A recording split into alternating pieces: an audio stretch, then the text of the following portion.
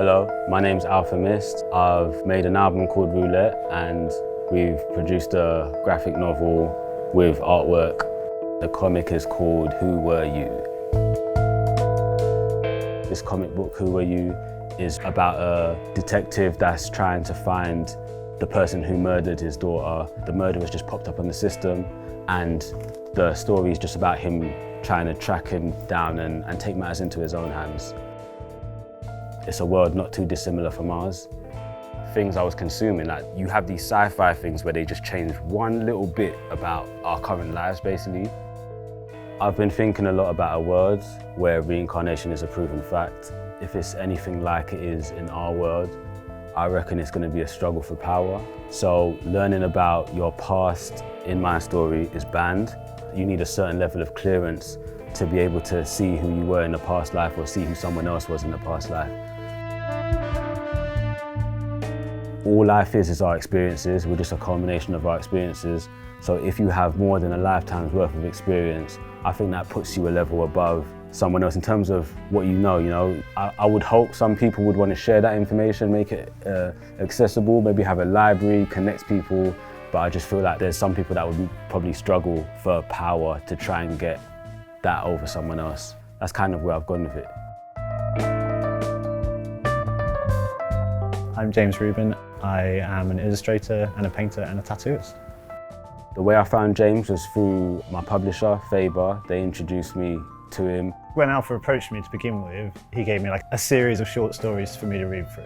But that one story, it just really impacted me on a very visual level in my head. I just really want to draw that scene. The baby's hand with the gun. That was the first thing when I read through the whole story. I thought it was quite a kind of beautiful image in a lot of ways. It summed up a lot and it had a lot of weight to it. Our world is a lot more scary, in my opinion, because at least in the world I've written, there's some context behind why there's a gun to a baby, but in our world, you have an actual gun to a real life baby.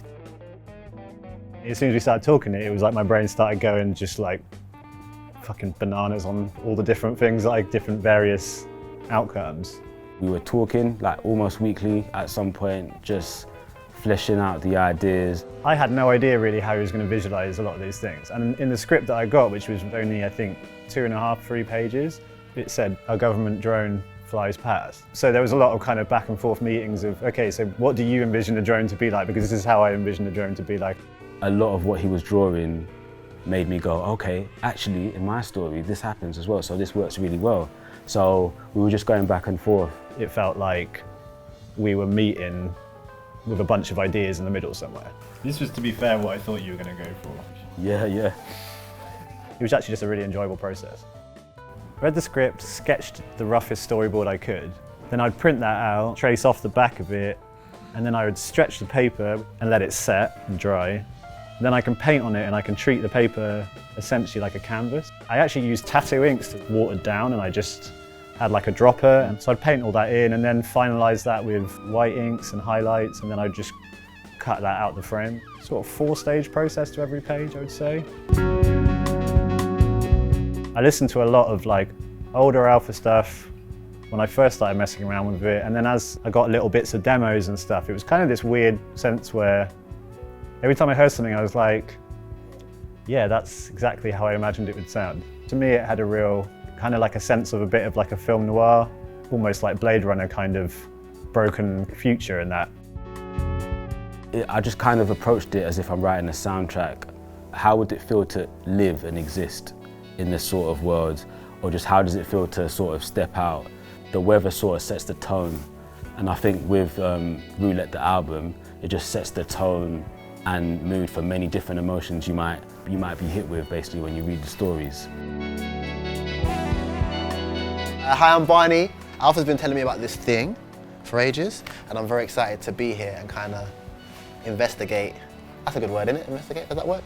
What's the biggest thing that you learned from writing stories? I'm still learning, because the only problem is you read stuff and you watch stuff and you're just looking at it through the lens of story structure now. You're looking at it, you're analysing it a bit too much, which is what I did with music at first when I was learning piano. So it's kind of like that, I don't know, but it's good though, it's good. How would you want people to take it in? Do you want people to listen to the music whilst reading the thing? Like, how would you want people to consume this? So I'd want people to listen and read, but Obviously. I can't control what people do, and I wouldn't want anyone to control what I do. Like, I might just like one of your songs. Are you gonna kill me? Do you know what I mean? Like, just I'm like. putting gun to people's head, but some people would want to know what how the chef would say, eat this meal, right? If you want to, this is the way you can, and I think like, bro, like. I was in the mode of making a soundtrack for this world. Yeah. You can listen to it through, but it's not as if it's page one is track one. It's just what the sound, sort of what the word feels like, basically. Perfect. There's a bunch of stuff that happens in my story. It's a long story with a long sort of history, but yeah, it's been a really good process, and I hope to carry it on, because this is just chapter one, and sort of the next story, the next chapter will start like 18 years later in the story, so I'm looking forward to that.